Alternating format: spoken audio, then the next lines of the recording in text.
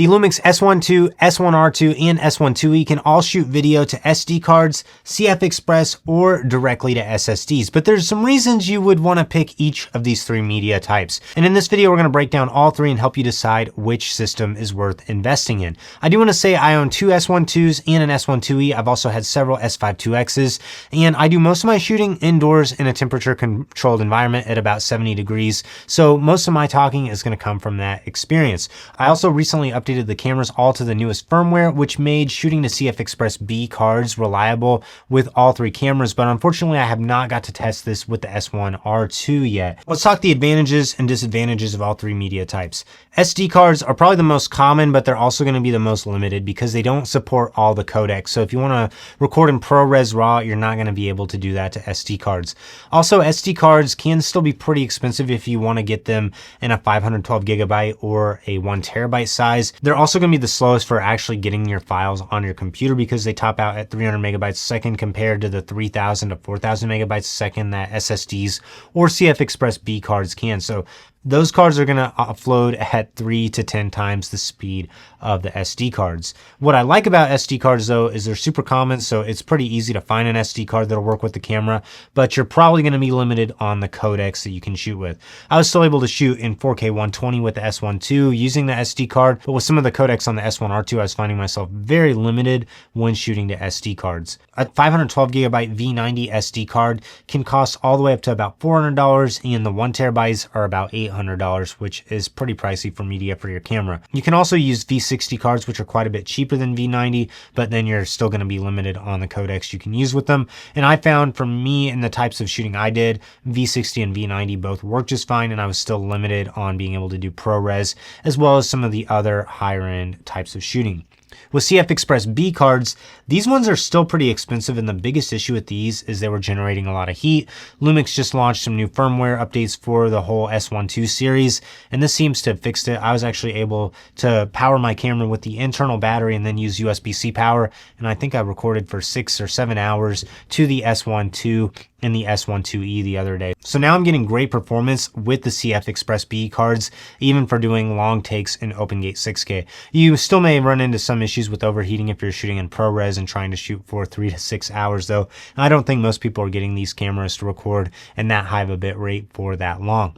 But what I like about the CFExpress B cards is the fact that they offload super fast, and they can also support any codec on the camera, and there's no rigging required. So I've got a cage on the camera, but I don't have to have it on.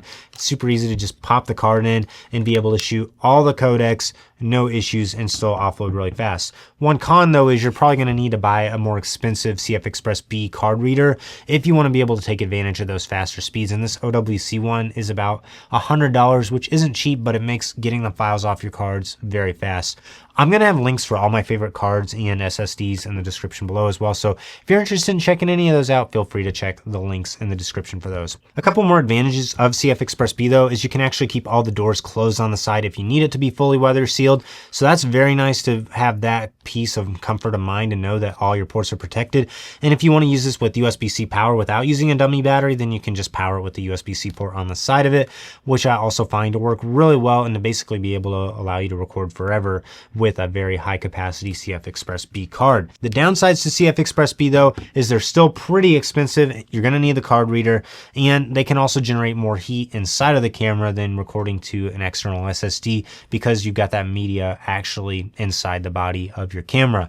I found in my temperature controlled environment I didn't run into any issues with it, but before you trust any media type on a long page shoot, I would definitely recommend trying it in the real world in similar circumstances to what you're going to actually be shooting in. So I shot for hours upon hours on CFExpress B cards, but I have seen people say most of their issues came when there was sunlight or UV exposure directly on the camera. Also, CFExpress B cards are still pretty pricey, and they'll typically be about double the price of an SSD for the same capacity. So my favorite way to shoot to SSDs with the S5-IIX was actually with the Condor Blue ProBlade handle. This uses the SanDisk ProBlade SSDs.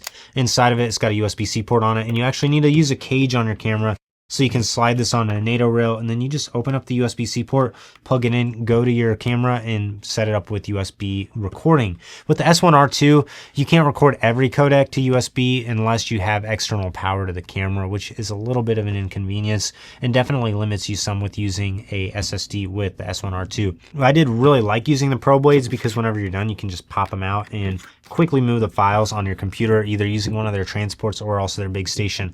I've also done a lot of recording with other SSDs just mounted directly to the hot shoe of a camera with an SSD clamp. But the thing I don't like about this setup is you still got to deal with the USB-C port, and it also takes the camera a second to actually initialize the SSD every time you plug it in. So there's definitely some drawbacks to using the SSD, but the main pros of it is the fact that it's typically more affordable than the CFExpress B, and you're going to have all the heat out of the camera, but you are going to have to consider external power then if you want to be doing a long take on the camera, which you're probably going to do anyways with the CFExpress B card, but it's just another thing to get, and you're going to have to use some sort of dummy battery of some sort because your USB-C port is taken. Also, if you want to get into the ProBlade ecosystem, you're going to need the ProBlades themselves, which are about $150 to $180 per 1 terabyte ProBlade. You can also get them in a 2 terabyte for $250 to $300, and the handle is $200, and you have to put a cage on your camera. So the price can definitely start to stack up really quickly for the SSDs, depending on the way that you want to rig it and the accessories you want to use. With the basic version of it, you can get a Crucial SSD and get a SmallRig SSD clamp together for about $120 or $130.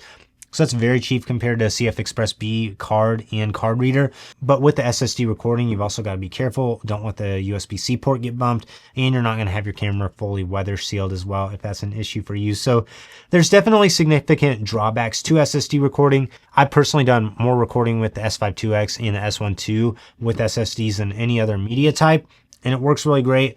But now that I've started using the CFExpress B cards and with the latest firmware update, I think these are worth it just because you can have everything conveniently tucked in the camera. It works great on a gimbal. It's easier to balance it. You don't have to have external ports plugged into your camera, and you can do stuff like use the gimbal control without having to worry about your SSD not being able to be plugged in. So there's a lot of reasons I really like using the CFExpress B cards.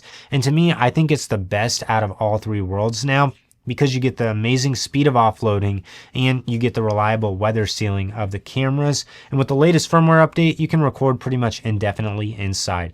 I think the main thing you got to watch out for is do the test with whatever type of shooting you do. So your favorite video codecs and in the environmental conditions you do. So if it's lots of sunlight, if it's a cold spot, or if you're just using it inside, test your camera rig out with your cards, do some long takes, set your lighting up exactly how you're going to use the camera for mission critical shoots, just so you can be sure that the cards are going to perform the way that you want them to. Also, the CFExpress and the SSDs is going to give you access to the most codecs available on the camera. So if you want to shoot the over 600 megabit a second codecs, you're going to need those types of cards. And even the V90 SD cards are not going to be able to do that for you. So that's another reason I would say just get the CFExpress B or the SSD. Use those for recording instead. Get the CFExpress Type B cards if you want your camera to be compact, weather sealed, and cable free. But get the SSDs if you need to record for a super long period of time and you don't mind the extra bulk on the camera. For my favorite SD cards, SSDs, and CFExpress B cards, be sure to check links in the description below. If you got any other questions about recording these media types, leave a comment. I'd love to hear them. Like this video, subscribe to the channel so you don't miss out on any upcoming content.